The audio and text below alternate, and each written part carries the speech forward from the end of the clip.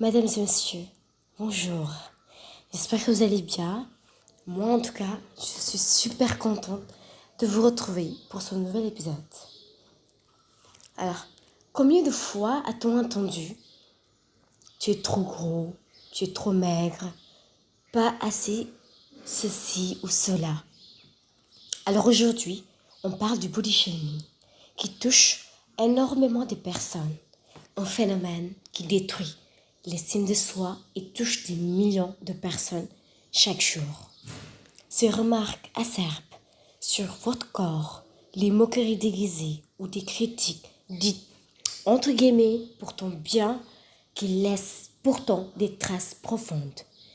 Que ce soit à l'école, en famille, sur les réseaux sociaux ou même dans la rue, le body shaming est partout. Alors, aujourd'hui, on en parle franchement. Maintenant, parlons, entrons dans le vif du sujet. Qu'est-ce que le body shaming? Laissez-moi vous dire que c'est d'abord un concept en anglais, mais qui pourrait signifier en français, c'est quand on critique ou on rabaisse quelqu'un à cause de son apparence physique. Ça peut être par son poids, par sa taille, par la couleur de sa peau, de ses cheveux et même la façon de s'habiller.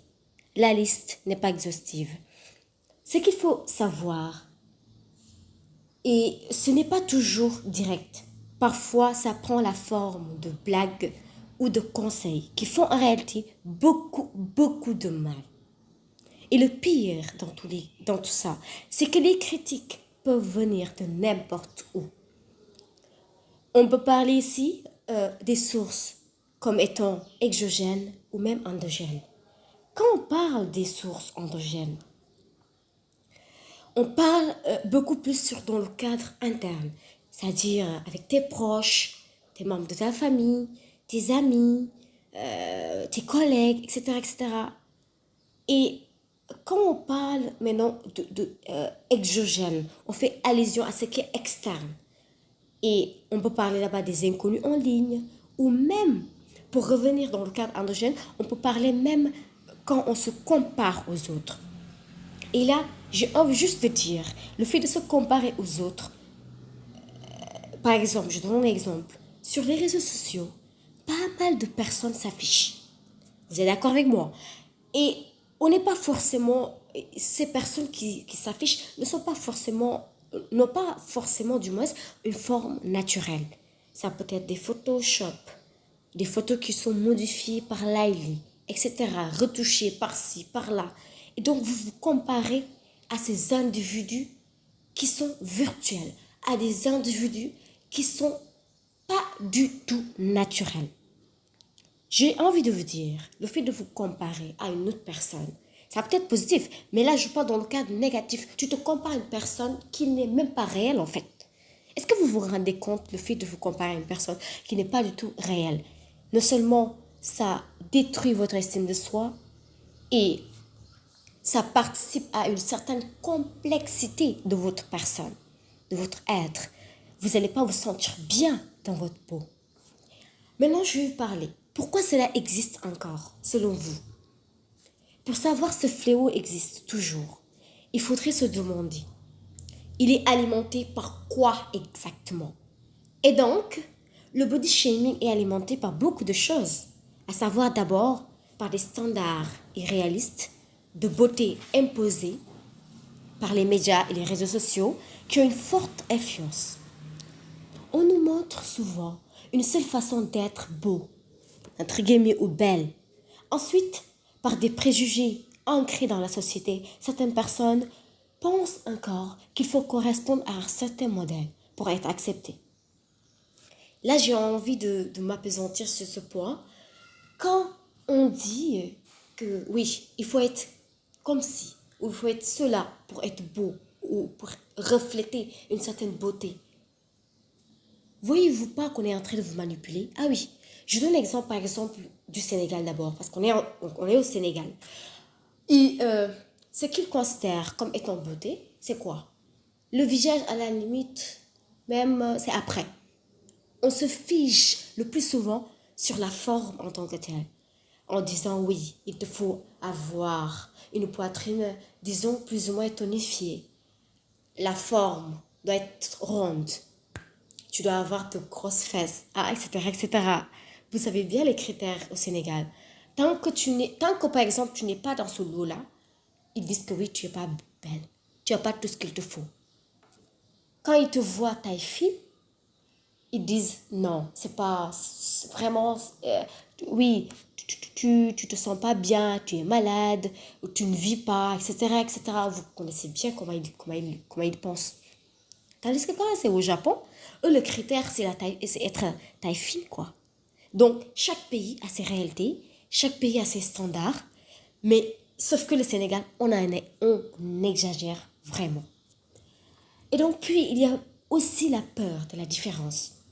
Beaucoup de critiques qu'ils ne comprennent pas ce qui ne correspond pas à leur propre insécurité. Vous voulez peut-être être comme eux, alors que vous ne savez pas que votre différence fait de vous une personne unique et exceptionnelle. Alors j'ai envie de vous dire sur ça, aimez-vous et soyez à l'aise. Ah oui, oui, oui, soyez à l'aise. Autrement, je pense que j'ai eu parlé déjà des conséquences sur les personnes. De ce fait, les études ont montré que le body shaming ne se limite pas seulement à une simple atteinte à l'estime de soi, comme je l'ai souligné en amont. Il peut y avoir donc de réelles conséquences sur la santé physique et mentale, sur le plan psychologique. Les personnes exposées à des critiques répétées sur leurs apparences développent souvent l'anxiété, des troubles médicaux associés, etc. Le stress constant généré par ces jugements peut entraîner donc une évaluation du taux de cortisol. Alors, le taux de cortisol, c'est tout simplement l'organe qui stimule le stress, voilà, dans votre organisme, que l'on appelle cortisol. Alors, cela favorise l'hypertension, des problèmes cardiovasculaires ou encore des troubles digestifs. Beaucoup de victimes développent aussi des troubles du comportement alimentaire, comme la boulimie ou l'hyperphagie, qui peuvent mettre leur santé en danger. Alors, par ailleurs, le répit ce soir et l'isolement social augmentent les risques de détresse psychologique sévère, voire d'idées suicidaires. Ah oui, dans les cas extrêmes. Alors, de nos jours, dans l'omniprésence des réseaux sociaux, ces effets sont amplifiés, car les moqueries en ligne sont continues et souvent publiques, rendant la blessure encore plus profonde, durable. Soyez à l'aise, donc je vais boire de l'eau, mais soyez à l'aise. Buvez parce qu'il fait excessivement chaud.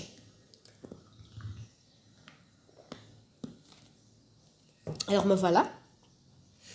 Donc j'ai envie tout simplement de vous dire, rien n'est plus beau de se sentir bien dans sa peau, de se sentir à l'aise, de s'accepter. Accepter d'être une différence, de ne pas faire partie de certains lots. Oui, il faut faire de vous une personne originale. Il faut faire de vous une personne aimable. Tant que vous vous aimez pas, vous vous acceptez pas, comment les autres peuvent vous accepter? Est-ce que vous vous êtes déjà posé la question? Non. Donc, toute personne est belle ou beau. Alors, il n'y a pas à dire, Dieu lui-même a dit que je vous ai créé dans la plus belle des manières. Donc, il faut voir ce qui brille en toi ou ce qui n'est pas forcément brillant, que tu vas rendre brillant, que tu vas développer, que tu vas améliorer afin de la rendre plus visible, afin d'avoir votre estime de soi beaucoup plus élevée. Et c'est ça qui augmente votre confiance en soi. C'est ça qui fait de vous une personne remarquable. Ainsi, si vous vous acceptez comme tel, je ne pense pas que certaines personnes ne peuvent pas vous accepter.